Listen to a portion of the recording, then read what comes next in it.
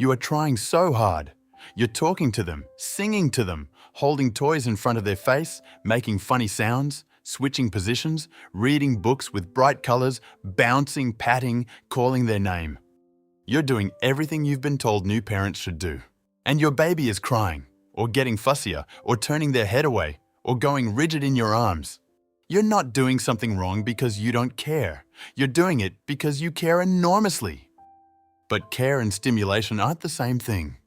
And one of the most surprising things new parents discover is that many of the things they do out of pure love are the exact things overwhelming a nervous system that wasn't designed to handle them yet. This video is not a list of failures. It's a guide to understanding what your baby system actually needs, so your love lands the way you intend it to. 1. Why newborns are so easily overstimulated to begin with. To understand why so many loving things become too much, you first need to understand what your baby is dealing with when they enter the world. For 9 months, your baby's sensory experience was filtered. Sounds came through muffled by fluid and tissue. Light was absent. Touch was constant and uniform. The gentle pressure of amniotic fluid and womb walls everywhere. Temperature was regulated automatically. They had no choices to make, no input to process, no changes to adapt to. Then birth happens. Suddenly, there is light, often harsh, bright fluorescent light. There are sounds at full volume, voices, monitors, traffic, doorbells. There is temperature change. There are different kinds of touch, hands, fabric, air on skin. There are smells. There are faces moving, expressions changing, mouths opening and closing. Every single second of every waking hour is new information. Their brain is not broken. It's doing an extraordinary job, but it has very limited bandwidth for processing before it hits a ceiling. When that ceiling is reached, the only available response is distress. Most of the things parents do to show love add to this input load. That's not parental failure. That's just the physics of a developing nervous system meeting an enthusiastic adult. 2. Talking at your baby constantly. Talking to your baby is good. Language exposure matters enormously for development. You should absolutely talk to your baby. But there's a difference between responsive talking, narrating what you're doing, responding to their sounds, talking during care routines, and constant talking regardless of what the baby is doing or signaling. When a baby is in a drowsy state, transitioning towards sleep, trying to process something they just experienced, or showing early signs of reaching their sensory limit, continued talking adds load to an already working system.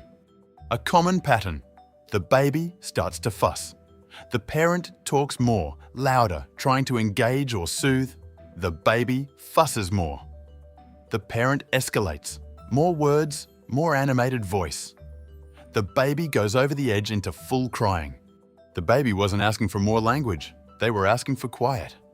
Reading the state matters more than following a rule. If your baby is calm and engaged, talk.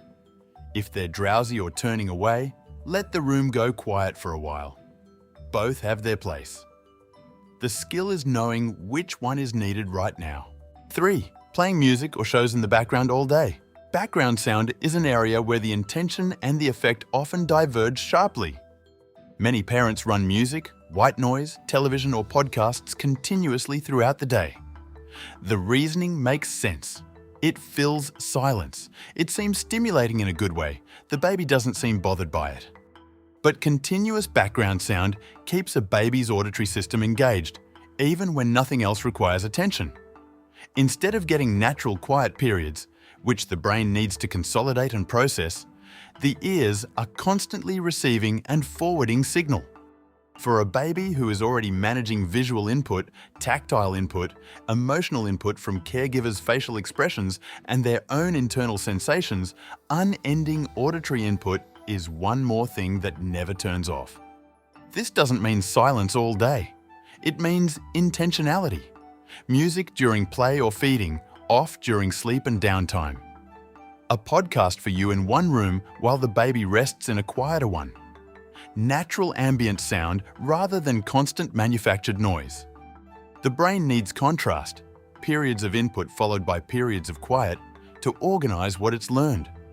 All input and no rest means less, not more, development. 4. rapid position changes, and let me try something else. When a baby is fussy, the instinct is to try to find the solution. So parents try a position, then another position, then a different hold, then put the baby down, then pick them back up, then switch to the other shoulder, then rock, then stop rocking, then try a toy, then try a song. This is understandable and often well-intentioned. But for a baby in a dysregulated state, rapid changes in position, pressure, angle, and input are the opposite of what helps. Each change is new sensory information that the system has to process. Each change resets whatever the baby was beginning to adapt to. When something isn't working instantly, the better approach is usually pick one position or movement pattern and give it 2 to 3 minutes. Genuine, patient, consistent time. Often, what looks like this isn't working is actually this needs more time. The baby's nervous system takes a while to respond to a calming input. If you change it before it has time to work, you'll never find out that it was working. 5. Faces that are too animated and too close. Parents naturally make exaggerated faces when they interact with babies. Big eyes, wide open mouth, raised eyebrows, high-pitched sing-song voices. This is called motherese, and there's evidence that it does help babies attend to and process faces and language. But intensity and duration matter. When an adult face is very close, very animated, constantly changing expression, and relentlessly pursuing eye contact with a baby who is trying to look away, it becomes overwhelming. A baby who looks away from your face during play is not ignoring you. They are taking a processing break. The look away is a regulatory tool. It's how they turn down the volume when input gets to be too much. The worst response to a baby looking away is to move into their line of sight and try to recapture their attention.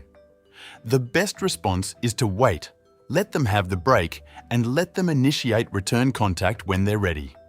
Interactions that include natural pauses, where you offer something and then wait, where you respond to their signals rather than filling every silence, are far more enjoyable and sustainable for a baby's nervous system than continuous, high-intensity engagement. Let them lead the pace. They're telling you exactly what they need if you can learn to watch for it. 6. Too many people at once. Family gatherings, new baby visits, grandparents, siblings, friends who want to meet the baby. They all mean well. And some of this social exposure is healthy. But a room full of different faces, voices, smells, and arms reaching out to hold or touch a baby is a very high-input environment. Each new person is a new thing to process. A different facial pattern, a different voice timbre, a different smell, a different way of holding. A young baby who starts out calm in this environment and then becomes progressively fussier isn't getting tired. They're getting full. The sensory processing bucket is filling up. Signs to watch for: increased gaze aversion, yawning, which in babies is often a stress signal, not just tiredness, hiccuping, sneezing without illness, pulling at ears, arching back slightly, or a general escalation of fussiness that doesn't respond to the usual things. When you see this, the most loving thing you can do is take your baby somewhere quieter. Even 5 minutes in a dimmer, calmer room with just you can allow a partial reset. You don't have to stay at the party until they're fully melted. You're allowed to manage their environment for them. 7. What to do instead and what changes. This isn't about doing less. It's about doing differently. Watch your baby's face and body more than you watch the clock. A calm, alert baby with wide, tracking eyes and relaxed limbs is ready for engagement.